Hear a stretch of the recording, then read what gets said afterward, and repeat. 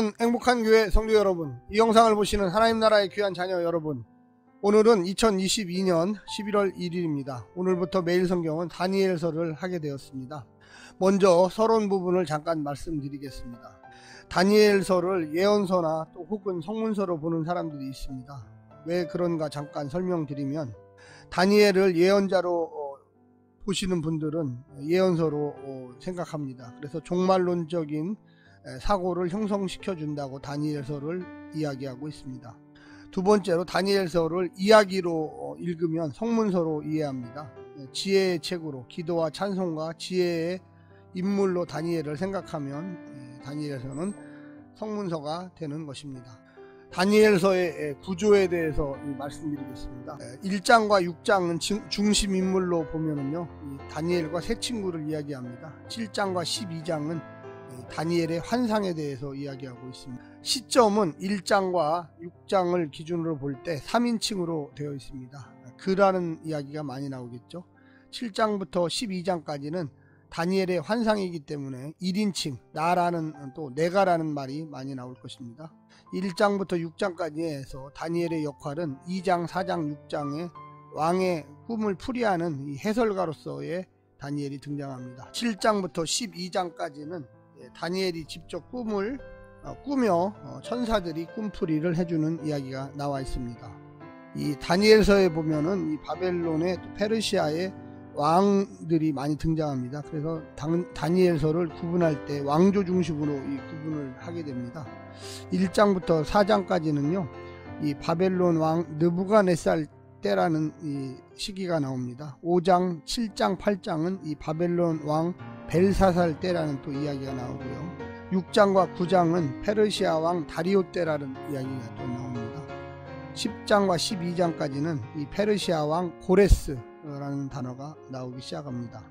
역사적인 순서로 이렇게 보게 되면 이 바벨론 왕 느부갓네살이 제일 빠르고요. 두 번째는 바벨론 왕 벨사살 때가 두 번째이고, 그 다음에 페르시아 왕 고레스 때, 이게 이제 세 번째, 페르시아 왕 다리오 때가 네 번째 역사적 순서입니다. 그리고 약간 6장과 9장이 이 10장과 12장하고 좀 바뀌어 있습니다. 중심 주제와 특별한 내용들을 좀 이야기해 보겠습니다. 세계를 하나님이 통치하시는가, 인간이 통치하시는가라는 질문을 하고 또 대답을 합니다. 인간 권력은 하나님이 정해준 시기까지만 유효하고요, 결국 영원하신 하나님이 통치를 한다는 이야기를 이 다니엘서에서 하고 있습니다. 이방 권력의 다스림으로 엄청난 어려움을 겪는 하나님의 백성에게는요, 큰 위로가 되지요. 이때가 이 바벨론 통치기, 또 이후에 물론 예루살렘으로 귀환을 했지만 이 페르시아가 또 거대 제국으로 되어서 이 완전 자치는 하지 않고 항상 독립자치, 그러니까 거대한 제국 아래서 자치를 형성하는 이 이스라엘을 형성하게 됩니다. 결과적으로 현 상황이 아무리 어려워도 주님만 바라보고 희망을 소유해야 된다는 이야기가 들어 있습니다. 두 번째는 하나님을 거스리는 못된 통치자의 나라는 이 헬라 왕국의 후예들이죠. 셀류시드의 왕조들인데 이들도 다 멸망하게 된다는 것입니다. 박해받는 성도들의 상황에 대해서 1장과 3장, 6장, 11장에 이야기하고 있는데요. 또한 그 속에서 어떤 태도로 박해를 받는가, 하나님이 정해놓으신 기간만 박해가 있다라고 이 다니엘은 생각하고 있습니다. 결론적으로 하나님이 다 통치를 하신다는 얘기죠. 전체적으로 지혜 문학적 요소가 강하고 묵시 예언적 요소들이 들어있습니다. 그래서 아까도 말씀드렸지만 성문서인가 예언서인가, 요한계시록과 관련하여서는 읽지 않았으면 좋겠습니다. 그래서 이제 잘못된 계시록 풀이, 또 예언서 풀이, 또 미래를 뭐 본다, 이런 식으로 많이 요한계시록과 함께 엮어서 다니엘을 보게 되는데 문제가 많이 발생합니다. 2장 7장부터 12장 상징적인 표현과 숫자가 많이 나오는데 현대의 사건들과는 연결시키지 않았으면 좋겠습니다. 주로 이제 종말론 연구하시는 분들이 뭐 이런 거 상징의 표현이다 이렇게 해서 현대 사건들, 2차 대전이나 또 뭐 핵으로 지구가 멸망할 것이다, 뭐 이런 얘기를 많이 하는데 전혀 상관이 없습니다. 다니엘서는 앞에 다가올 미래를 말하는 것이 아닙니다. 다니엘서는 어느 시대, 어느 곳에서든지 당할 수 있는 큰 시련 가운데 있는 하나님의 백성들을 위로하고 또 격려하기 위한 말씀입니다. 다니엘서는 매우 정치적인 책입니다. 세상 왕들과 하나님을 대조시키는 것이죠. 시대적 상황, 이 다니엘서의 시대적 상황을 보면 주전 606년 다니엘이 바벨론으로 끌려갑니다. 이 전통적 해석에 근거해서 이야기합니다. 이미 일어난 일을 미래에 일어날 것처럼 기록하고 있습니다. 이 당대 문학 양식이죠. 그러니까 이 다니엘서가 예언서가 아니라는 그런 측면에서 본다면 미래의 이야기를 하는 게 아니라 과거에 일어났던 일들을 기록할 때 미래에 일어날 일들처럼 생각하고 기록을 한 거예요. 저자가 BC 2세기 기록, 오늘날의 대부분의 학자들이 바라고 있다. 그래서 내용은 주전 606년에 바벨론에 끌려갔던 상황을 이야기하고 있지만 사실은 그 기록 자체가 주전 2세기에 기록되었다. 대부분의 학자들이, 구약성서 학자들이 받아들이고 있습니다. 다니엘서는 이스라엘의 가장 어려운 시기를 배경으로 기록합니다. 주전 7세기에 들어 200년 전부터 고대 근동을 지배했던 아수르라고 나온 성경에는요, 세력이 급격히 약화되고 멸망했습니다. 아마도 주전 612년에 멸망했는데 이후에 거대 제국 바벨론이 또한 등장합니다. 그래서 우리가 바벨론 포로 이렇게 얘기를 많이 할 때 이 아수르에 멸망했던 10개 지파, 또 바벨론 대제국에 멸망했던 유다와 이 베냐민 지파를 멸망시키고 유다를 속국으로 만들어 가지고 귀족과 엘리트 각 분야의 장인들을 바벨론으로 데리고 갑니다. 고대 전쟁에서는 대부분 그랬습니다. 그래서 두 국가가 전쟁을 해가지고 한 국가가 이기면 진 그 국가에서 좋은 것들은 이제 다 가져가는 거죠. 그래서 사람들도 끌고 갔습니다. 이 다니엘과 내용상 이때 다니엘과 세 친구도 포로로 잡혀갔을 것입니다. 주전 597년 느부갓네살왕이 예루살렘을 함락했습니다. 이때 에스겔 선지자가 바벨론으로 포로로 잡혀갔습니다. 주전 587년 유다왕 시드기야의 바벨론 배반으로 인한 바벨론의 남유다 침공으로 이제 이때 이제 완전히 유다라는 나라가 멸망을 해버렸습니다. 그래서 이제 우리가 또한 성경에 보면 이 묵시라는 말이 많이 나와요. 계시라는 말하고 비슷한데 좀 영어를 구분해 보면 계시는 리빌레이션, 하나님의 뜻을 선지자나 대언자를 통한 환상과 꿈 상징으로 보여주는 행위를 계시, 하나님께서 미리 보여주신다, 또 이렇게 될 거다라는 걸 보여주신다는 거죠. 또한 이 묵시는 그럼 또 뭐냐, 이 아포칼립스라고 그래가지고 이 타계의 존재들이 이 땅에 정의로운 심판을 전제로 개입하는 거예요. 그래서 하나님이 이 땅에 천사들을 보내서 심판하시는 그런 이야기, 이게 바로 묵시입니다. 그래서 계시는 하나님의 뜻을 하나님의 사람들을 통해서, 선지자나 대언자를 통해서 드러내는 행위고, 묵시는 타계에 있는 이 천사가 이 땅에 와서 심판한다는 내용이죠. 이런 내용들이 이 다니엘서에 들어있는데 왜 그럴까요? 묵시와 계시는 종교 성문학의 한 문학 장르로서 당대의 극도로 어려운 신앙과 생활적, 민족적 생활 현실을 이제 타개하기 위한 소망을 줍니다. 비밀 상징 언어로서 압박자를 비판하고 고난받는 자들에게 꿈과 환상들을 통한 이 타개, 즉 천상으로부터 온 천사나 하나님의 직접적 개입을 촉구하고 있습니다. 그리고 고난받는 자들의 공동체적 연대를 만들어 먼 미래 심판의 가능성을 열어놓고 삶에 대한 희망의 끈을 놓지 않게 되는 거죠. 한마디로 얘기해서 대항할 자신이 없는 거예요. 적들이 너무 세다 보니까 우리가 대항해서 이길 수 있는 방법이 없죠. 그러니까 하나님께 기도함으로 이 땅에 좀 지각 변동을 일으켜 주십시오. 천재지변을 일으켜 주십시오. 아니면 하나님이 직접 오셔서 이 땅을 심판해 주십시오. 이런 얘기입니다. 신앙의 주제는 뭘까요? 우리 눈에 비춰지는 현실은 실제의 전부가 아니다. 극히 일부라는 거죠. 우리 눈으로 보이는 세상에 그 너머에 계신 하나님, 또 유일하신 신 여호와, 야훼죠. 역사는 하나님이 직접 움직이신다. 물론 왕들을 통해서 움직이는데 그 왕들이 타락하고 또 정의와 진리를 잃어버릴 때 하나님께서 역사의 주권자로서 개입을 한다는 것입니다. 이 다니엘서의 상징 이해에 대해서 말씀드리겠습니다. 다니엘서에는 많은 숫자와 형상들이 등장합니다. 구체적이기보다 암시적, 직설적이기보다는 비유, 또 신화적입니다. 또 풍자적이죠. 본문과 독자 사이의 상징들은 새로운 통섭의 기능을 만들어냅니다. 이 본문을 최초로 읽는 독자들은 항상 당대가 종말의 마지막 순간이라는 믿음으로 다니엘서를 읽게 됩니다. 그래서 다니엘서가 인기 있는 때는 사회가 너무나 힘들고 어려울 때, 전쟁의 무력, 또 많은 대지진, 또 많은 가뭄, 이런 시기가 왔을 때 사람들이 기본적으로 살기가 힘들잖아요. 묵시적 상징의 확대, 묵시는 계속 새로운 해석이 가능하여 의미가 확대된다.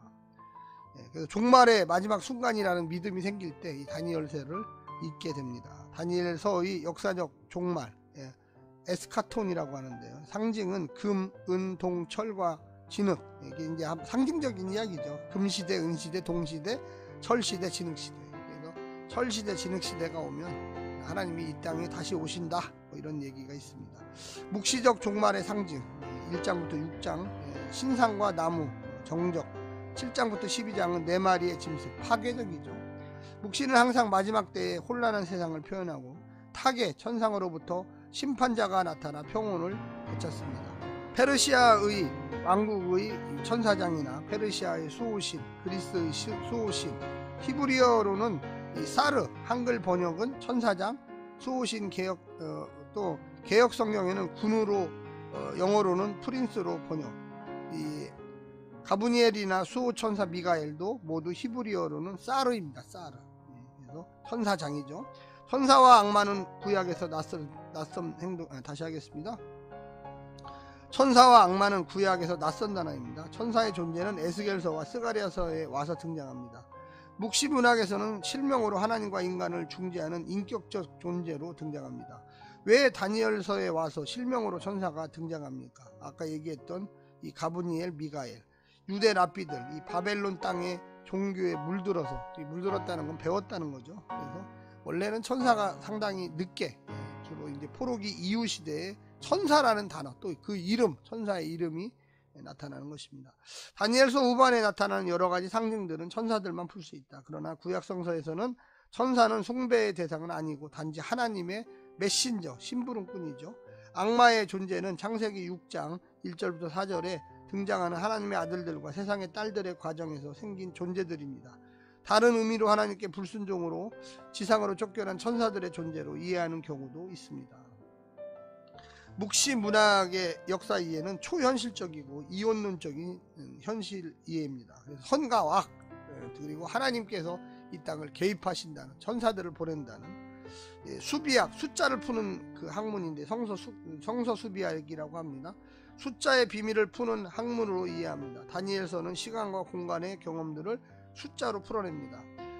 예레미야의 예언 중 70년 중에 유다의 포로 생활이 회복되어 돌아오리라는 말 속에서 출발해서 예레미야 25장을 보십시오. 490년이죠. 그래야지 예루살렘이 궁극적으로 회복된다는 이야기입니다. 무언가 있다라는 얘기예요. 그러나 과연 그것은 진짜인지 상징인지 아마 저는 상징이라고 생각합니다. 예레미야서에 보면 주전 587년 바벨론의 1차 침공 이후 70년 만에 예루살렘을 돌아오리라 예언했습니다. 그러나 다니엘은 회복되지 않은 모습을 보고 묵시 문학적으로 71회로 변화시킨 겁니다. 그러니까 예레미야는 70년이 있다가 돌아온다. 근데 다니엘은 7년이 70번, 그래서 490년이 돼야지 완전히 회복된다. 이런 상징적인 숫자로. 그래서 예수님이 태어났던 시대, 이게 이제 다니엘의 시대가 아니냐, 또 이렇게 얘기하는 사람도 있습니다. 예레미야서를 보내보면은 71회, 이게 무슨 뜻이냐? 한 해를 한 일에, 7을 7의 배수로 이해해서 1년이 한 주간으로 이해한다는 또 얘기도 있습니다. 다니엘서 8장에 보면 2300주야, 하나님의 성소를 깨끗하게 하는 일, 1150일, 1150. 3년 반, 이 안티오쿠스 예루살렘 성전의 더럽힌 기간이죠. 주전 167년의 겨울에 또 주전 164년 겨울까지 3년 반 동안에 이 안티오쿠스라는 사람이 아마 통치자죠. 통치자가 예루살렘 성전을 더럽혔다는 이야기입니다. 다니엘에 보면 때, 수리적 용어가 아니라 문학적 용어입니다. 정확하게 몇 년 하려고 했던 게 아니라 어느 때 하나님이 계시할 때, 임재할 때, 간섭하실 때, 이런 얘기예요. 그래서 이 안티오쿠스 아까 했지만 주전 167년, 그래서 요때 아마 쓰여지지 않겠나 뭐 이렇게 생각을 하는 거죠. 이 책은 종말의 시간표는 정확하지 않고 확정되지도 않습니다. 처음 한때, 두때, 반때, 다음에는 1290일, 마지막으로 1335일, 뭐 이렇게 12장의 7절과 11절과 12장 12절에 다 이렇게 나오는데 정확하지 않는 거예요. 이게 다 상징적인 의미예요, 사실은요. 근데 이거를 이 종말론자들은 자꾸만 어느 때다 해서 아까도 말씀드렸지만 이 다니엘서를 읽을 때 정확하게 몇 년이다 이런 것을 관심 두지 말고 미래에 일어날 일이 아니라 현재의 고난과 아픔을 하나님께서 위로와 또한 용기와 또 하나님의 시간표대로 우리에게 역사하신다는 이야기를 하고 있는 것입니다. 오늘 이 내용을 잘 기억하셔서 이 다니엘서 서론을 이제 마칩니다. 이제 곧바로 첫 번째 날 11월 1일 매일 성경을 시작하겠습니다. 오늘부터 이제 다니엘서가 시작되었습니다. 바벨론으로 사로잡혀온 유다의 내청년이 자신의 의지와 상관없이 정복자들의 기준에 따라 발탁되어 바벨론 왕궁에서 교육을 받게 됩니다. 정치적으로 성공할 수 있는 좋은 기회일 수도 있고 자신의 정체성을 상실할 수 있는 위기이기도 합니다. 하나님의 백성의 정체성을 상실하지 않고 이방 민족들 가운데서 살아남는 것이 가능할까요? 정체성을 지키기 위한 핵심적 요소는 과연 무엇이겠습니까? 먼저 오늘 본문을 나누어 보겠습니다. 1장 1절부터 2절. 여호야김의 3년, 느부갓네살의 예루살렘 침략, 여호야김의 유배와 일부 성전 기물의 약탈. 3절부터 7절. 왕궁의 교육생으로 뽑힌 다니엘과 그의 세 친구, 이스라엘 소년을 선발하라는 명령, 선발 기준, 왕의 음식과 포도주, 다니엘, 하나냐, 미사엘, 아사랴, 바벨론식 계명. 오늘 본문 다니엘서 1장 1절부터 7절 말씀을 듣고 다시 오겠습니다.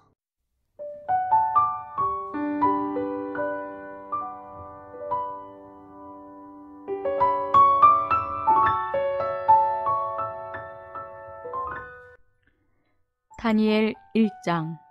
유다왕 여호야김이 다스린 지 3년이 되는 해에 바벨론 왕 느부갓네살이 예루살렘에 이르러 성을 에워쌌더니 주께서 유다왕 여호야김과 하나님의 전 그릇 얼마를 그의 손에 넘기심에 그가 그것을 가지고 신할 땅 자기 신들의 신전에 가져다가 그 신들의 보물창고에 두었더라.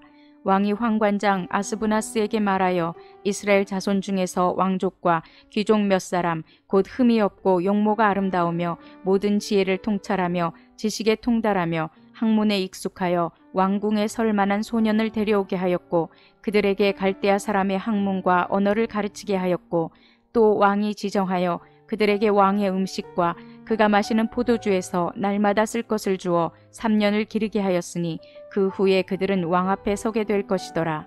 그들 가운데는 유다 자손 곧 다니엘과 하나냐와 미사엘과 아사랴가 있었더니 환관장이 그들의 이름을 고쳐 다니엘은 벨드사살이라 하고 하나냐는 사드락이라 하고 미사엘은 메삭이라 하고 아사랴는 아벳느고라 하였더라.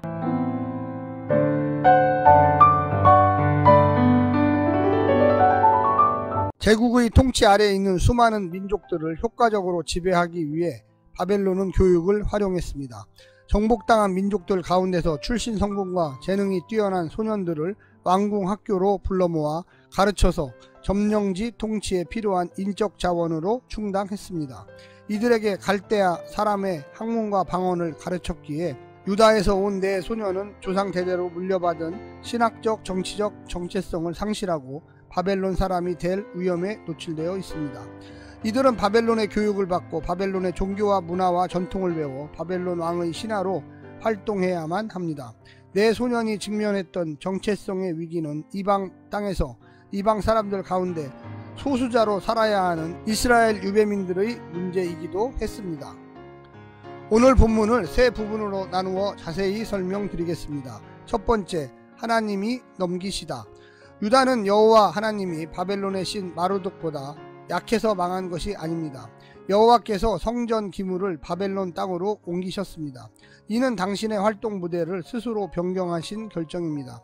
이것은 온 세상의 주권자 하나님께서 당신 백성을 심판하시기 위하여 바벨론을 동원하신 사건이었습니다.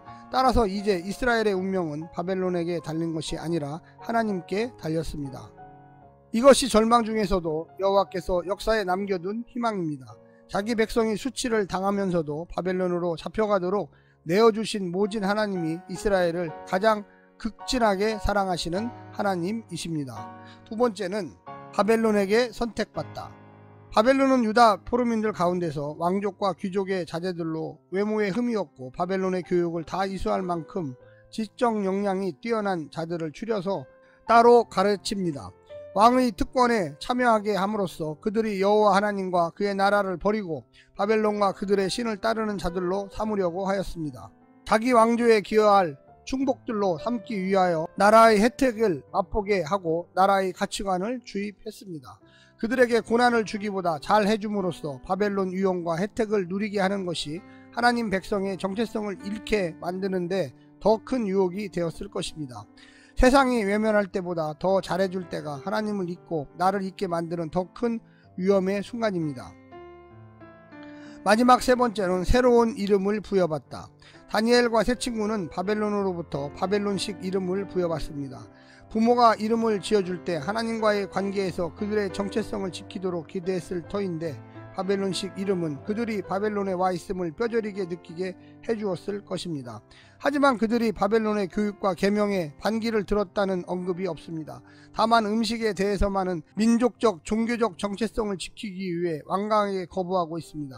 그리스도인으로서 우리보다 더 강한 세상에서 무엇을 반드시 지키고 어떤 것은 버려도 되는지를 결정할 때 지혜가 필요합니다. 더 수용할 수도 있고 다 거부할 수도 없는 상황에서 우리는 어떻게 해야 하는지 다니엘서가 앞으로 말해줄 것입니다. 사랑하는 성도 여러분, 오늘 본문을 통하여 이제 다니엘서가 시작됩니다. 하나님께서 주시는 메시지는 무엇인지 우리 한번 다 같이 배워보기를 원합니다. 오늘 하루도 주의 말씀을 따라 승리하시길 간절히 부탁드립니다. 샬롬.